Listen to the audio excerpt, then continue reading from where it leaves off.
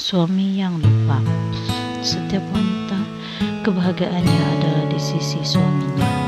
Dini hari, malamnya disayangi, dibelai dengan penuh kehangatan, memadamkan segala kekusutan sepanjang siangnya. Begitu juga dengan dia, seorang wanita biasa, seorang istri yang sentiasa kelihatan agak berani dan kuat luarannya, tetapi rapuh jiwanya. Dia menerima si suami dengan seadanya, walau dia pun punya banyak kelemahan. Ya benar, si istri juga punya kelemahannya sendiri, tapi jangan dilupa. Perit mengandung anak-anak hasil benimu dan bertaruh nyawa semasa melahirkan mereka untuk meneruskan keturunanmu. Di saat anak-anak buah cinta mereka berdua sakit atau di saat mereka sedih, istri juga yang menatang mereka bagaikan minyak yang penuh. Kalau boleh, seekor nyamuk pun tidak bisa dibiarkan hinggap di susuk tubuhnya. Ia dulunya semasa cinta bersamanya, sedetik pun si suami tidak mau berpisah dengan istri. Rindu katanya, tidak boleh hidup tanpa si istri. Namun kebahagiaan bertahun itu hilang sesaat saja dijilat lidah sang penggoda. Iya benar, orang kata kucing mana yang mengelak ikan di depan mata, tapi dia lupa yang setiap kucing itu harus makan ikan yang khas untuknya. Apabila nafsu menyarangi hati, mengatasi akal dan pikiran dan agama, ikan orang lain juga boleh dijadikan santapannya.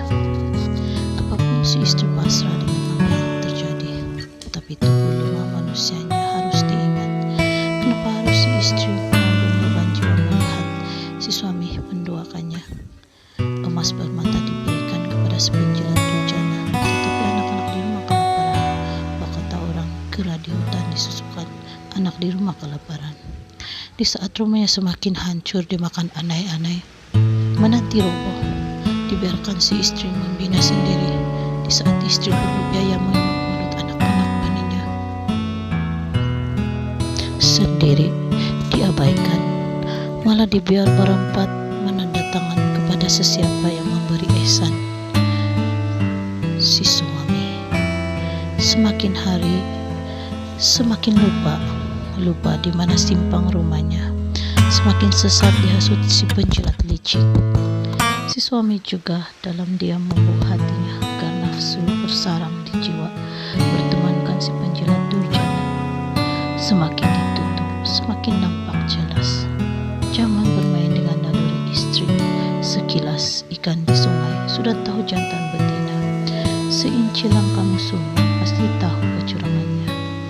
Kiranya si istri punya masa silam hitam dijadikan alasan mengapa wanita milik orang lain dijadikan ganti.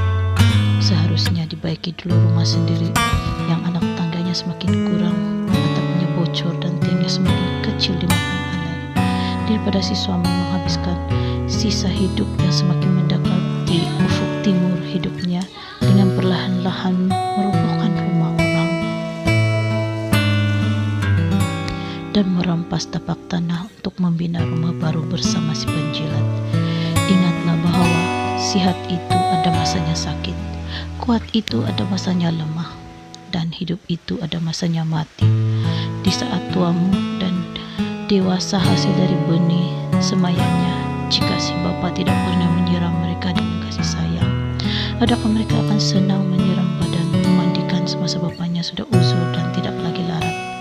Manusia yang hanya di mulut gelarannya bapak, tetapi tidak ada di samping mereka semasa mereka memerlukan. Sedarlah wahai suami dan bapak, si penjilat itu bukan darah dagingmu. Pujanya hanya sementara, ia masih indah di mata. Sampai masa ia akan berkedut juga.